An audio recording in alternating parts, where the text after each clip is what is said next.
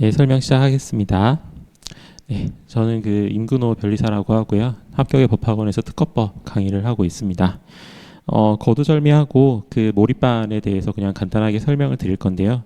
몰입반 같은 경우에 취지는 일반적으로 시험 공부 시작하면은 연초에는 다들 좀 거대한 의지를 가지고 공부를 시작을 하시는데 여름쯤 되면은 다들 좀 텐션이 떨어지는 경향이 많이 있고요.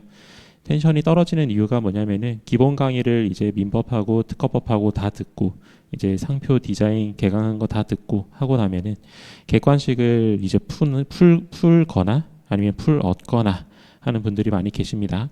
그런데 그런 와중에 문제만 단순히 풀다 보면은 뭐랄까 사람의 본능이라고 해야 될까 되게 진도가 많이 밀리고 텐션이 밀리고 그리고 뭐 하나 공부하다 보면은 다른 거 하나를 공부 안 하는 분들이 많이 계세요. 합격을 하려면은 이제 민법도 보고 산재도 보고 자과도 봐야 되는데 민법 공부한다는 핑계로 산재 안 보고 산재 공부한다는 핑계로 자과 안 보고 이런 식으로 과목이 밀립니다. 그런 식으로 밀렸을 때 제가 이 수험계에 있으면서 가장 많이 본 케이스가 뭐냐면은 과목 간의 실력의 밸런스가 안 맞는 분들이 되게 많이 발생해요. 그래서 가장 많은 케이스가 뭐냐면은 이렇게 타임테이블을 그리면은 이때 한 3월이라고 잡고 시험을 여러분들이 보통 다음 해 2월에 보죠. 그래서 이 한 6월 정도까지 법과목에 몰입을 합니다. 근데 법과목 몰입하는 기간에 저는 이제 학생분들한테 항상 말씀을 드리는 게 법만 하지 말고 자과를 좀 미리 완성을 시켜 두라고 항상 닳도록 얘기를 하는데 이 법과목이 너무 어렵다 보니까 다들 여기서 자과를 잘 안 해요. 그 다음에 법과목 기본 강의 듣고 나면은 이제 한 추석 정도까지 보통 객관식을 열심히 푸십니다. 그러면서 이제서야 자과를 조금씩 곁들이려고 해요. 그러면서 하는 행동들이 뭐냐면은 객관식을 풀 때도 민법도 풀고 산재도 풀고 자과도 풀고 해야 되는데 또 밸런스가 안 맞아요. 나는 민법이 좀 어려운 것 같으니까 민법 좀 할래. 산재를 좀 못하니까 산재를 할래. 하면서 뭐 하나에 편중이 됩니다. 이런 식으로 계속 편중되는 시나리오로 계속 가다 보면은 가장 많은 케이스가 이제 12월 정도에 발생을 해요. 한 과목이 약합니다. 그래서 민법은 나 정말로 실력을 어느 정도 완성을 했는데 특허가 불안해. 그래서 난 특허 짱돌 문제 나오면은 다 틀릴 거야. 라고 하시는 분들 계시고요. 그 다음에 가장 많은 케이스로는 자과가 안 돼 있는 분들이 많아요. 이 시험은 사실 당락은 보통 자과에서 갈립니다. 법과목 같은 경우에는 85점 이상씩 받는 거는 기본 디폴트 값이에요. 민법 90점 이상 좋죠. 그 다음에 산재 90점 이상 받아야 되는 거예요. 그러면은 합격의 평균은 보통 어디가 가장 민감하게 영향을 주냐면은 자과에서 영향을 줍니다. 자과에서 보통 한 6, 70점 이상은 가볍게 받아줘야 안정적으로 합격을 할 수 있는 거고요. 자과에서 막판에 흔들리게 되면은 힘듭니다. 민법 95점, 산재 95점, 그거는 실력의 영역이 아니에요. 그때부터는 사람의 성향의 영역이거든요.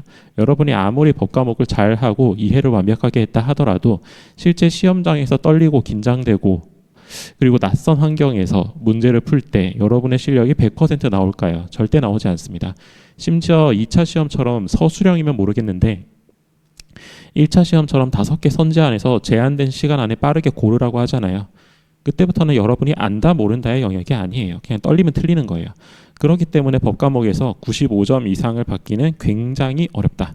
근데 법과목에서 90점 이상을 받기는 생각보다 쉽다라는 걸 생각을 해야 돼요. 그러면 여러분이 1차로 무조건 합격을 하려면 자과를 해야 되죠. 근데 여기서 문제가 발생한다라는 거예요. 여기서 법과목은 이쯤 됐을 때 어느 정도 완성이 되는 분들이 계신데 자과가 약합니다. 그럼 이때 하면서 큰일 나요. 큰일 났다. 큰일 났다. 이제서야 깨닫게 되고 이제 시험 칠 때까지 자과를 벼락치게 합니다.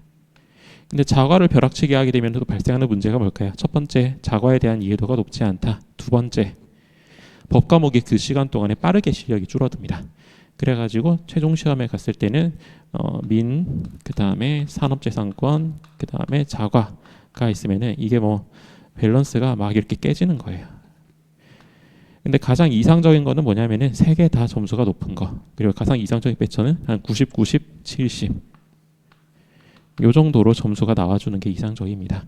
그래서 이 여름에 하는 반의 목적은 뭐냐면은 여러분이 가장 혼돈스러운 시기, 이때 시기가 되면은 되게 핑계가 많아요. 여름이니까 더워서 좀 쉴게요. 여름이니까 아파서 쉴게요. 여름이니까 가족하고 여행 가야 되니까 쉴게요.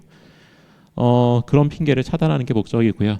그래서 이 시간 동안에 여러분은 민법을 진도별로 계속 문제를 푸실 거고, 산재도 진도별로 문제를 푸실 거고, 자과도 고난이도 문제로 계속 트레이닝을 할 겁니다. 그래서 이 기간 동안을 여러분이 잘 활용하셔가지고 10월까지만 딱 버팁시다. 그래서 10월까지만 이거를 통해 가지고 계속 트레이닝을 하면은 나중에 11월부터는 여러분이 알아서 저는 잘 하실 거라고 믿습니다. 그때부터는 마무리는 잘 하시고 10월까지만 딱 버텨보자 라는 게 목적이고요. 그래서 여러분이 푸시게 될 문제는 뭐냐면은 민법, 그리고 산재 중에서는 특허, 그리고 자과 중에서는 물리하고 화학이라고 보시면 됩니다. 이렇게 보시면 되고, 격주로 문제를 푸실 거예요. 그래서 격주로 민법 20문제, 특허 20문제, 그 다음에 물리 10문제, 화학 10문제를 푸실 거고, 그래서 여러분들 그 수강생들 사이에서 순위도 매겨보면서 자신의 위치도 확인을 하시고요.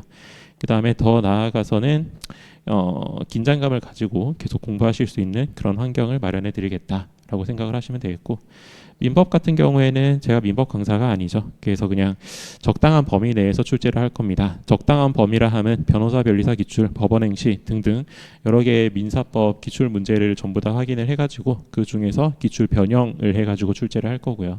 특허 같은 경우에는 기출 변형도 있지만 직접 출제하는 문제도 많을 겁니다. 직접 출제하면 문제의 품질이 낮지 않냐라고 하실 수도 있지만 그런 거는 걱정하지 마시고요. 제가 이번에 객관식 문제집도 편집을 하면서 봤는데 제가 생각보다 출제에 대한 적중률이 높습니다. 그래서 작년 같은 경우에도 그 조문 짱돌 문제들 이런 거 제가 냈던 모의고사 안에 다 들어가 있었어요. 기본 강의, 객관식 강의에서 풀었던 모의고사 다 보니까 다 들어가 있었어요. 그러니까 너무 걱정하지 마시고요. 그래서 이 정도만 정리하셔도 솔직히 시험에 나오는 거 거의 다 풀어보실 수 있을 거고요. 그 다음에 물리랑 화학, 이것도 제가 전담 강사가 아니니까 여러분한테 새로운 문제를 만들어 드릴 만한 역량은 없지만 여러분의 실력을 확실하게 키울 수 있는 방법은 압니다. 저희 집에 계신 아내분께서 옛날에 피트를 준비를 하셨었어요. 피트를 준비를 하셨었는데 이분이 이제 피트를 준비를 하면서 자연과학을 공부를 많이 했다 보니까 제 와이프는 그 변리사 시험 자과는 되게 쉽다고 하더라고요. 그래서 요 문제를 풀다 보니까 이 친구는 거의 자과 공부를 안 하는데도 연말에 조금만 공부를 해도 이 변리사 자과 점수가 보통 한 8, 90점이 나왔었습니다. 그래서 제 아내분이 보니까 어느 정도 좀 자과를 난이도 있게 좀 트레이닝을 어느 정도만 하면은 변리사 시험 자과 수준 정도면은 8, 90점은 충분히 쉽게 받을 수 있다라는 거를 사람을 통해 가지고 좀 확인을 했고요. 그래서 이 물리화학 같은 경우에 10문제 10문제를 풀 거고, 이거는 어디서 출제가 될 거냐면은 MDP에서 제가 출제를 할 겁니다. 그래서 MDP 기출 문제 중에서 출제를 한다라고 생각해 주시면 되고, 그렇다고 해서 너무 어려운 거는 안 낼 거예요. 특히 화학 같은 경우에는 그 MDP에서는 한 21번 문항 정도 이후부터 해가지고는 유기화학 위주로 출제되고 그런 거 있는데, 그런 거는 좀 어느 정도 제 선에서 걸러가지고 출제를 할 거다라고 생각을 해주시면 되겠습니다. 그리고 모의고사 풀고 나서 간단하게 해설도 할 거예요. 그래서 이런 문제들에 대해서 다 해설해 드릴 거고, 그리고 여러분이 만약에 나 진짜 못 따라오겠다, 너무 힘들다, 공부 계획을 어떻게 세워야 될지 모르겠다 하는 거 있으시면은 그런 거는 그냥 겸사겸사 필요할 때마다 저한테 연락을 주셔가지고 물어보시면은 전부 다 좀 도와드리도록 하겠다, 이렇게 생각을 하시면 되겠고요. 그리고 이 클래스가 모의고사 회차가 총 몇 회냐라고 하면은 그 8회차라고 생각을 하시면 되겠습니다. 근데 8회차 중에 4회 4회를 나누면 되겠고요. 그래서 전반 4회가 있고요. 그 다음에 후반에 4회가 있습니다. 전반 4회 같은 경우에는 진도별이에요. 진도별이고 요거는 전범이다 라고 생각을 하시면 되겠고, 그럼 진도별이면은 어떤 진도별이냐라고 하면은 물리화학 같은 경우에는 딱히 진도를 따질 생각이 없습니다. 요거는 그냥 전범위로 내는 거라고 생각하시면 되겠고, 전범위로 내는 이유가 뭐냐면 여러분들이 어느 정도 사실 자연과학에 대한 베이스는 저는 다 있다고 생각을 해요. 옛날에 배웠던 거를 까먹었으면 까먹었지 다시 건드리면 다 기억이 난다고 생각을 하거든요. 그래서 물리화학은 그냥 틀리면서 배우신다라고 생각을 하셔도 좋을 것 같고, 그 다음에 진도별이라고 하면은 민법만 진도별입니다. 민법만 진도별로 하겠다. 그래서 진도 같은 경우에는 향후에 이제 진도에 대한 그 뭐라고 할까요? 안내지가 나갈 거니까 그거를 참고하셔가지고 진도별로 따라서 일회독하면서 공부를 해주신다라고 생각을 해주시면 좋겠고, 특허 같은 경우에는 진도별로 내지 않습니다. 특허법에 대한 기본 강의를 들으신 분들은 아시겠지만 특허법은 사실 앞 뒤로 섞여가지고 나오는 게 출제 경향이에요. 그래서 진도별로 문제를 내게 되면은 문제의 난이도가 굉장히 낮아지게 되고 여러분들 공부하는 데 있어서도 크게 도움 안 됩니다. 그래서 특허는 전범위로 해가지고 계속 나올 거니까 그런 거 알아주시고, 대신에 전범위로 하면은 이거 제가 어떻게 따라가야 될지 모르겠어요 라고 하실 수 있는데 틀리면서 배우시면 됩니다. 예. 이 시험에는 유구한 전통이 있어요. 1차 때도 그렇고 2차 때도 그렇고 똑같은데 틀리면서 배우는 겁니다. 예. 여러분이 1차 시험은 처음에 객관식 보시는 분들은 객관식을 틀리면서 배우시는 분들이 굉장히 많고, 저 같은 경우에도 객관식 처음부터 10문제 풀면 한 7, 8문제는 틀렸던 것 같아요. 그리고 나서 1차 간신히 합격해서 2차 시험 넘어가면은 2차 시험에서도 틀리면서 배웁니다. 처음에 16페이지, 20페이지 답안지 쓰라고 하면 거기서 한 4페이지 쓰고 나서 집에 울면서 돌아가는 거예요. 그런 식으로 틀리면서 배우는 게 전통이니까 나머지도 틀리면서 배우겠다라고 생각을 해주시면 좋겠습니다. 그렇게 좀 생각을 해주시면 좋을 것 같고요. 그래서 정리를 하면은 사실 뭐 큰 목적을 가진 건 아니에요. 그래서 7월부터 해가지고 10월까지 여러분들이 좀 늘어지기 쉬운 시기에 계속 문제를 돌리면서 사실 8회차 정도만 해도 문제의 수가 적지가 않습니다. 민법만 해도 거의 160문제, 자가 특허만 해도 160, 자가도 이게 엄청난 양이죠. 이 정도만 푸셔도 여러분들의 실력을 늘어날 거라는 점에 있어서는 저는 의심의 여지가 없고요. 그리고 1차 시험에서 사실 여러분들이 모의고사를 칠 수 있는 횟수가 많지가 않아요. 연말에 각 학원에서 많이 해봐야 1, 2회 정도밖에 안 되거든요. 그래서 시간을 맞춰가지고 푸는 연습을 지금부터 미리 해두시면은 나중에 연말에 모의고사 보시면은 모의고사 보실 때도 좀 더 편할 거고요. 그다음에 실제 시험장 가가지고 보실 때도 조금 더 익숙하게 보실 수 있을 거다라고 생각하시면 좋겠습니다. 네, 이상으로 해가지고 좀 영상 촬영으로 해가지고 설명드리는 거는 마치도록 하겠고요. 추가로 뭐 궁금한 거 있으시면은 말씀해 주시면은 대답해 드리도록 하겠습니다. 감사합니다.